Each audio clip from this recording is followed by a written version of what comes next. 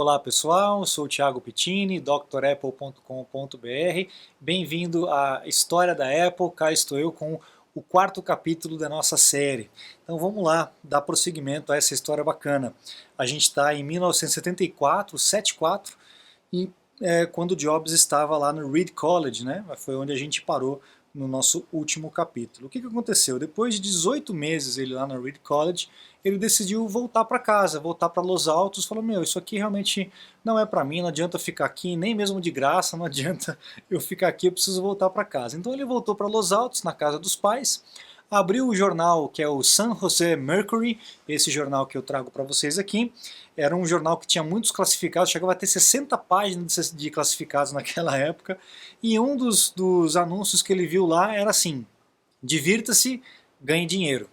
Ele falou, pô, isso aqui é diferente, o que é, né?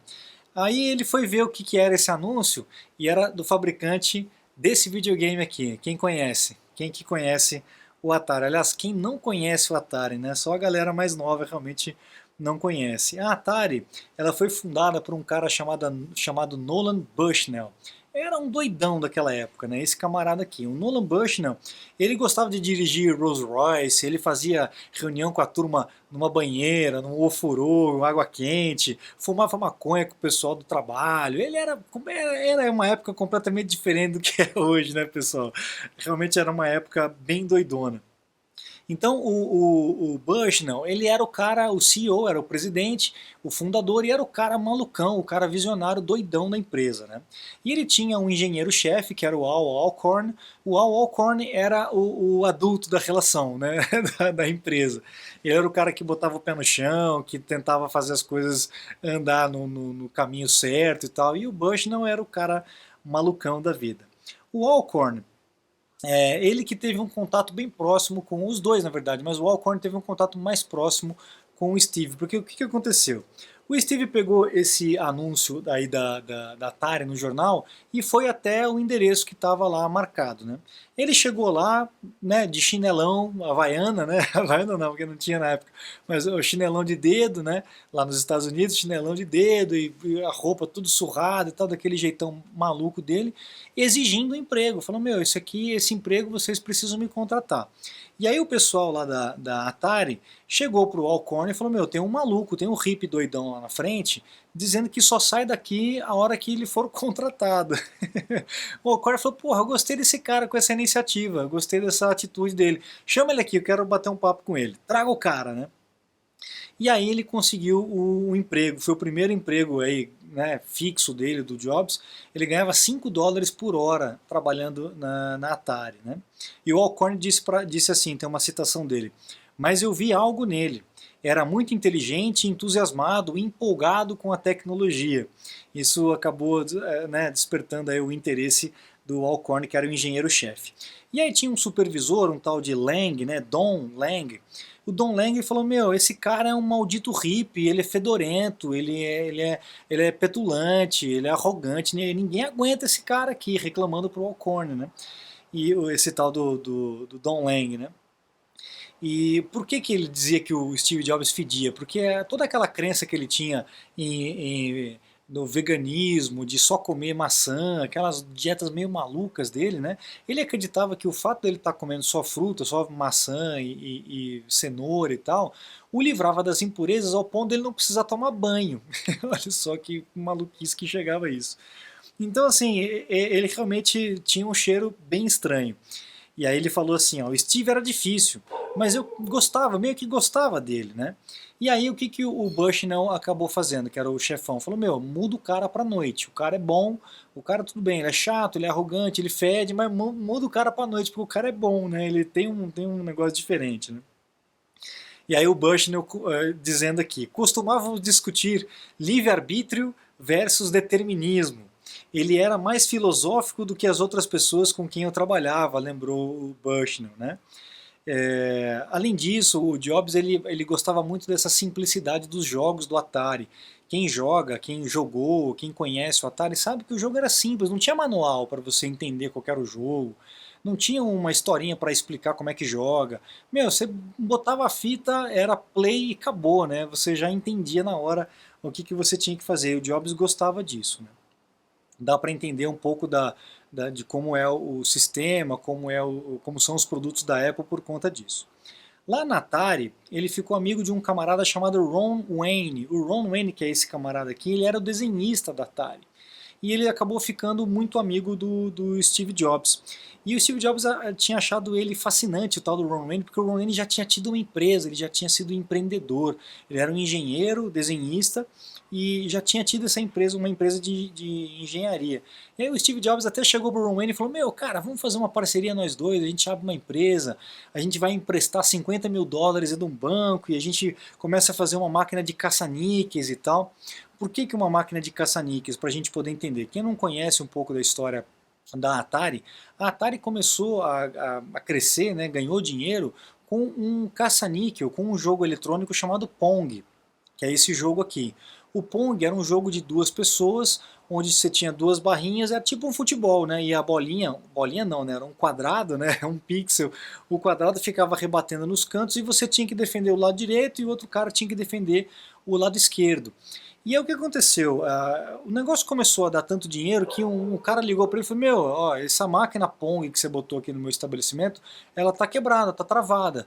Vem aqui ver o que está acontecendo. Os caras foram lá ver e estava lotada de moeda, não tinha mais espaço para pôr moeda, por isso que a máquina não funcionava mais. E aí que começou a história da Atari. Então o Steve Jobs teve a mesma ideia, cara, vamos fazer a mesma coisa, a gente começa com uma máquina de caça-níquel e tal, vamos bolar um jogo. Final, o Ron Wayne não aceitou, falou, meu, eu não vou abrir empresa com esse cara aqui, esse cara é meio doido e tal. Mas ele admirava esse empreendedorismo que o Steve Jobs exalava naquela época, né? Então, ao mesmo tempo que ele tinha esse empreendedorismo, essa vontade de abrir uma empresa e tal, ele também tinha essa busca espiritual, aquela questão toda com os livros que a gente comentou e tal, aquela maluquice toda, e ele queria ir para a Índia de qualquer jeito. Lembra do camarada lá da fazenda, o Friedland? O Friedland já tinha ido para a Índia, falava da Índia para o Steve Jobs e tal, ele falou, meu, eu também tenho que ir para a Índia buscar o meu guru, eu quero achar o meu guru. É isso que ele queria fazer. E aí ele recrutou o Daniel Kotick, aquele amigo lá que a gente já conheceu, para ir com ele para a Índia. E ele diz assim, para mim era uma busca séria.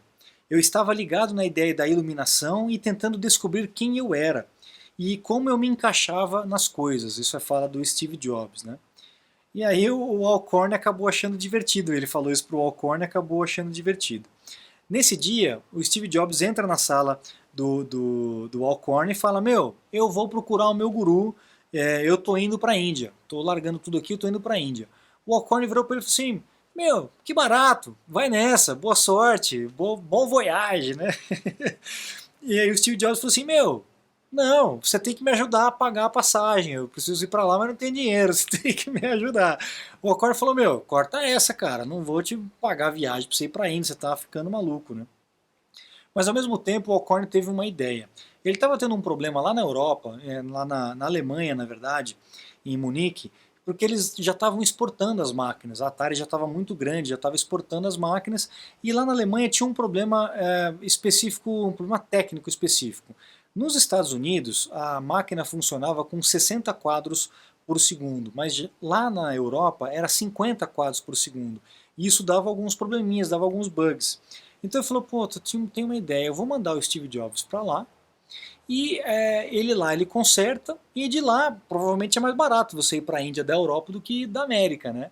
Falou isso pro Steve Jobs, o Steve Jobs falou, meu, perfeito, me manda para a Europa, de lá eu me viro, eu vou para a Índia, fico lá e depois a gente volta. Resultado, o Steve foi para lá, foi para Munique, chegou lá, resolveu o problema da máquina, achou a Alemanha uma caretice, disse que não tinha nem restaurante vegano lá, vegetariano, era um negócio horroroso, as pessoas não entendiam o que ele estava querendo dizer, enfim, é outra cultura completamente diferente, né?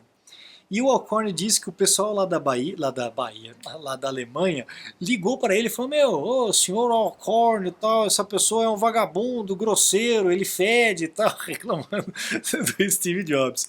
O Alcorn falou assim, pô, beleza, ele resolveu o problema aí da máquina, consertou o que tinha que consertar? Os caras falaram, sim, consertaram.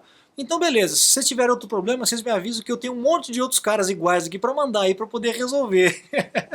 Os caras da Alemanha falaram, não, meu, fica aí, a gente resolve os problemas por aqui, não vou mais precisar de vocês, pode ficar tranquilo que nós cuidamos disso da próxima vez. Beleza. Depois disso, o Steve Jobs foi para a Itália resolveu o problema lá também, na Itália parece que o processo foi mais tranquilo, e aí de lá ele foi para Nova Delhi, lá na Índia, pegou um avião e foi para Nova Delhi.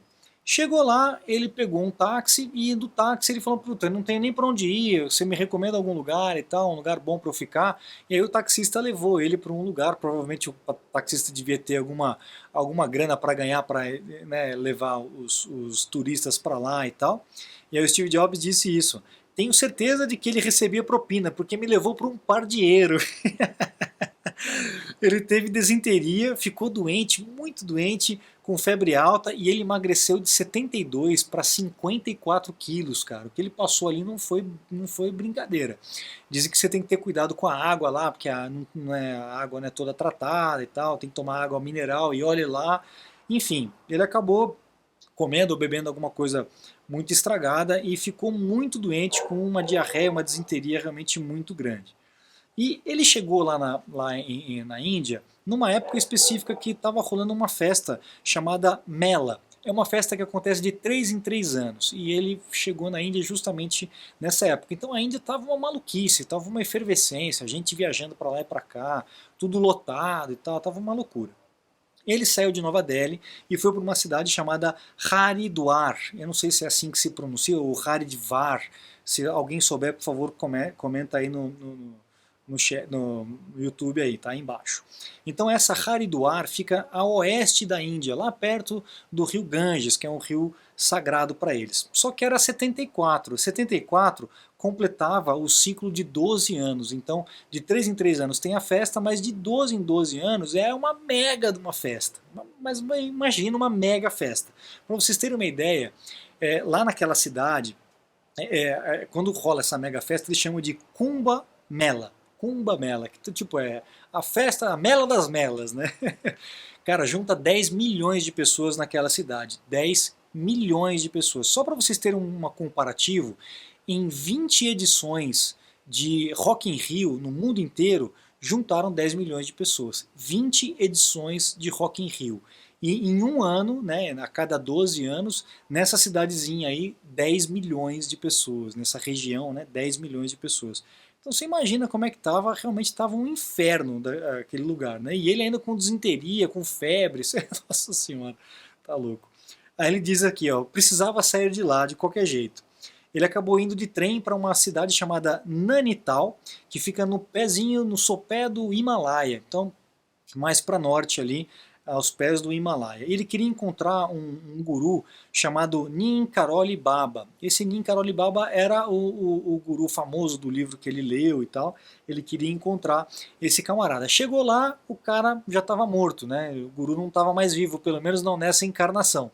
Poderia já estar em outra encarnação, como eles acreditam e tal, mas o guru já não estava lá. Ele acabou encontrando um camarada, um americano chamado Larry Brilliant.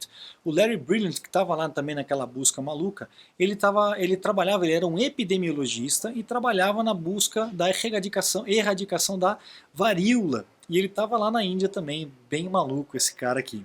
E acabou virando um amigão do Jobs para a vida inteira. O Larry Brilliant ele acabou sendo brilhante mesmo, né?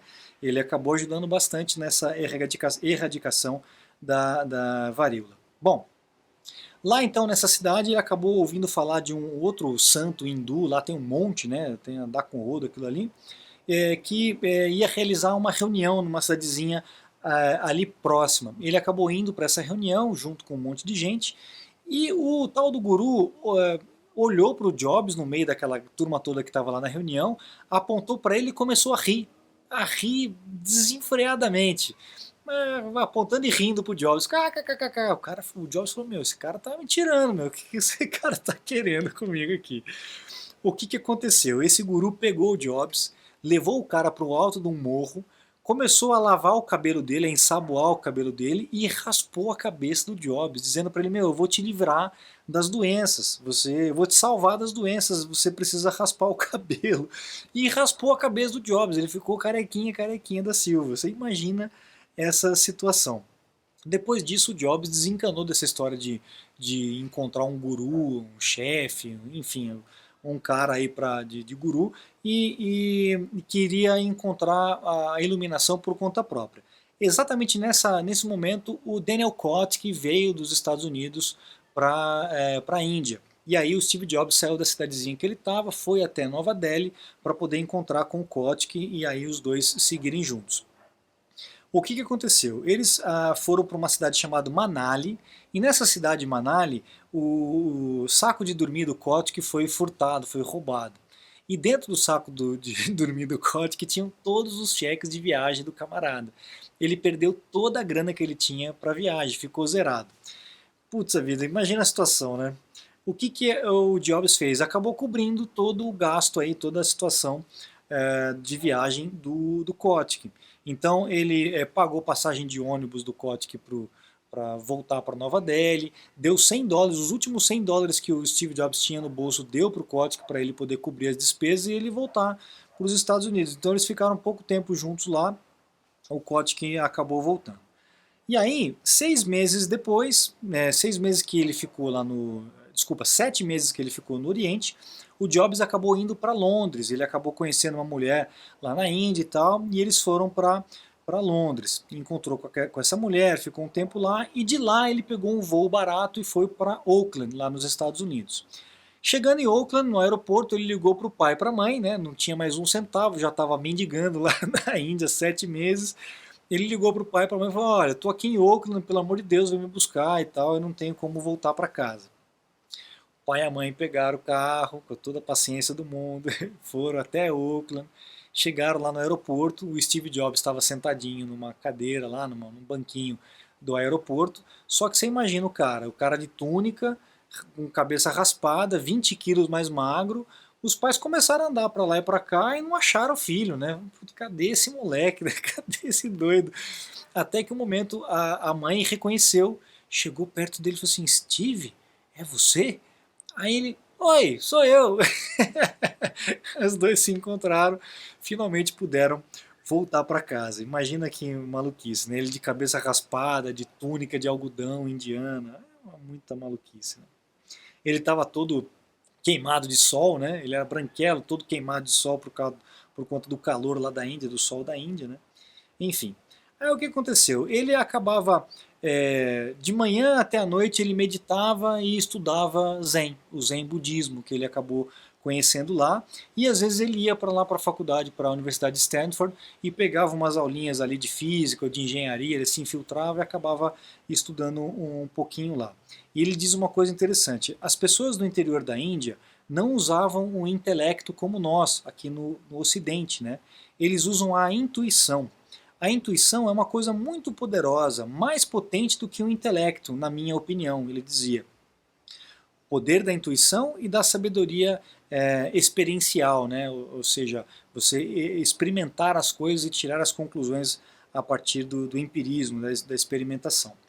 E aí, nessa época ele começou a pensar em ir para o Japão. Ele conheceu um mosteiro, ficou sabendo de um mosteiro chamado Eiheiji, e ele queria ir para lá e se enfurnar no mosteiro e virar um monge budista, aquela coisa toda.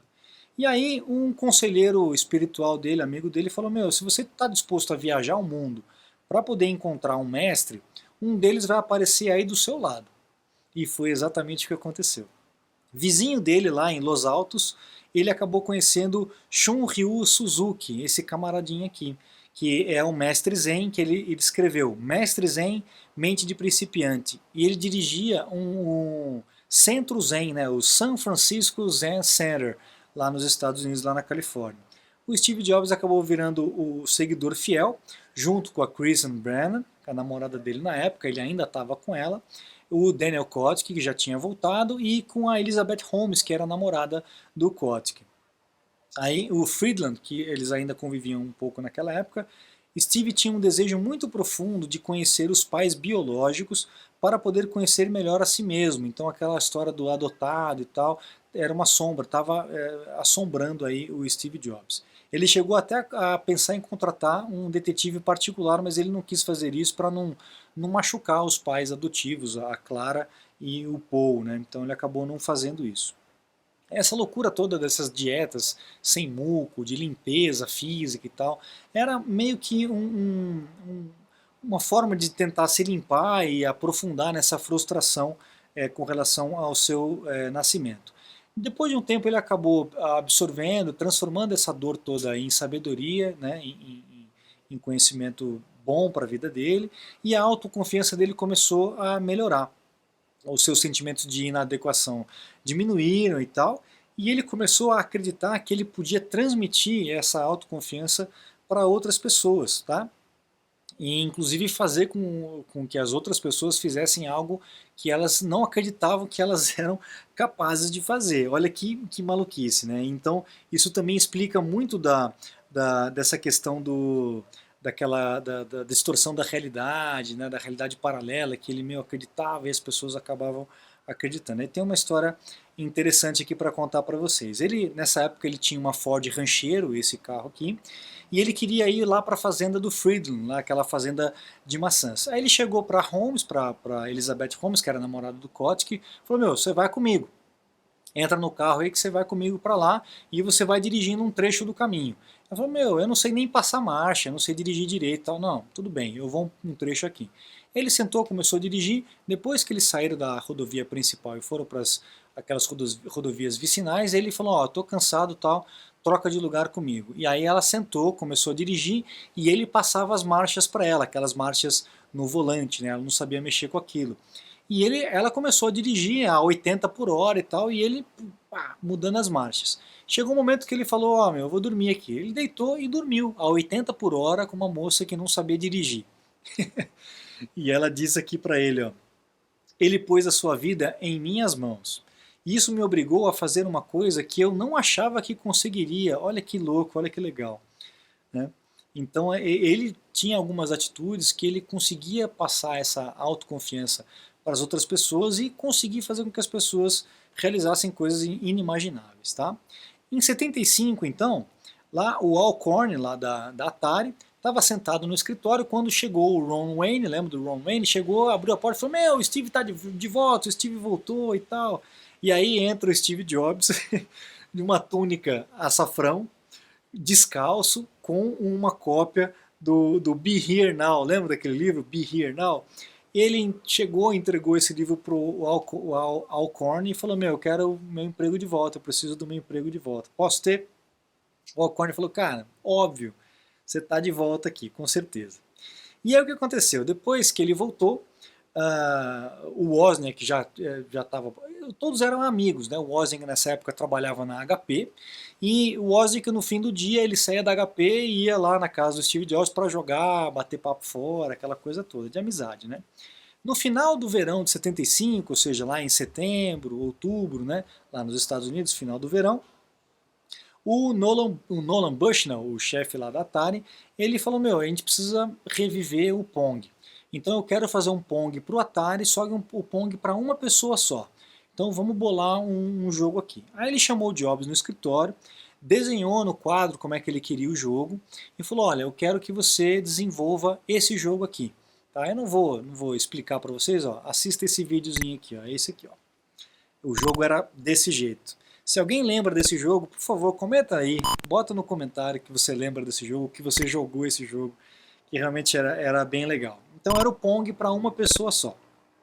O Bushnell desenhou no quadro como é que o Jobs queria, como é que ele queria que o Jobs fizesse, e falou: olha, eu vou te pagar um bônus para cada chip abaixo de 50 que você conseguir desenvolver esse jogo. Então se você desenvolver um jogo com 40 chips, com 45 chips, com 42 chips, cada chip abaixo de 50 eu te pago um bônus e além desse valor aqui para você desenvolver o jogo.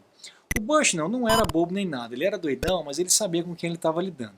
Ele sabia que o Jobs não tinha uma capacidade de engenharia tão boa para poder fazer um negócio desse, mas ele sabia que o Jobs tinha um amigo chamado Stephen Wozniak, e aí ele sabia que o Jobs ia chamar o Wozniak para poder o ajudar. E foi o que aconteceu. O Jobs chegou, chamou o Jobs, o Wozniak falou: cara, Wozniak, seguinte, a gente tem um projeto para poder fazer aqui, cara. É um jogo assim, assim, assim, assim.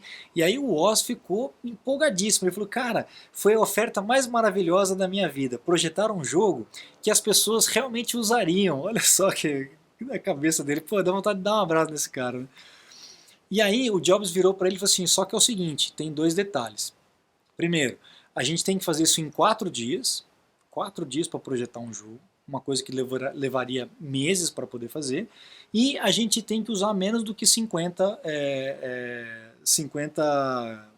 chips, né?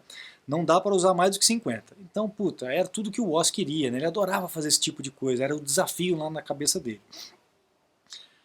Só que ele não mencionou que tinha esse bônus, eu vou contar isso um pouco mais para frente, tá? Aí o Woz disse aqui, ó, para a maioria dos engenheiros, fazer um jogo como esse poderia levar alguns meses.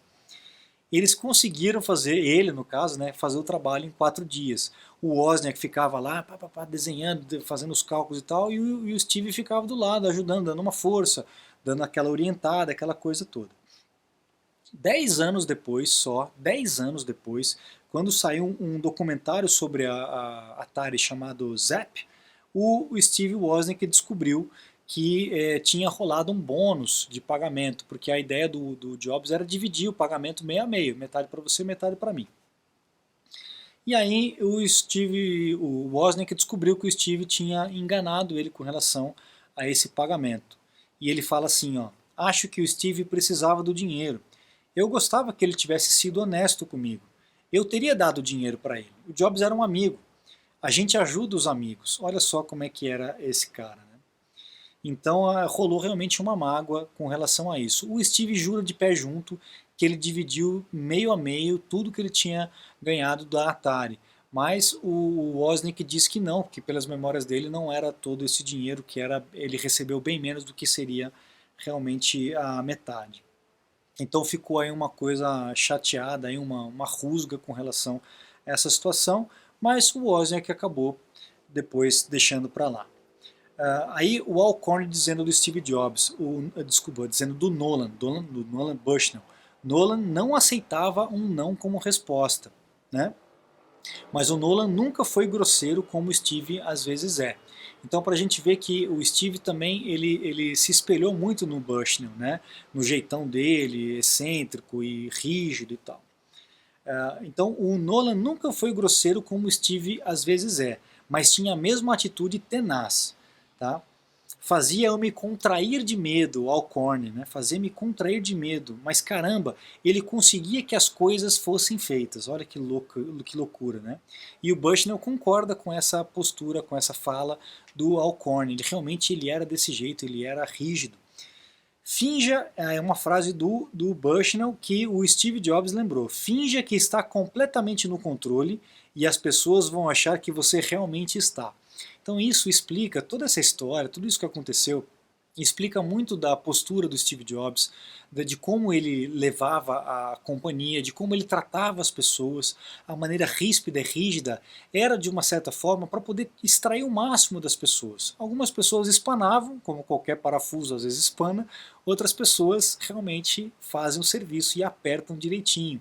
E ele tinha esse jeito meio estúpido, meio grosseiro, diferente do que era realmente feito naquela época. Então um pouquinho dessa história, dessa trajetória dele na Índia e no Atari para a gente poder entender o que vai acontecer mais para frente no capítulo 5. Então aqui eu encerro essa etapa, esse capítulo número 4 e aguardo todos vocês para acompanhar o 5º capítulo de A História da Apple. A gente se vê no próximo vídeo.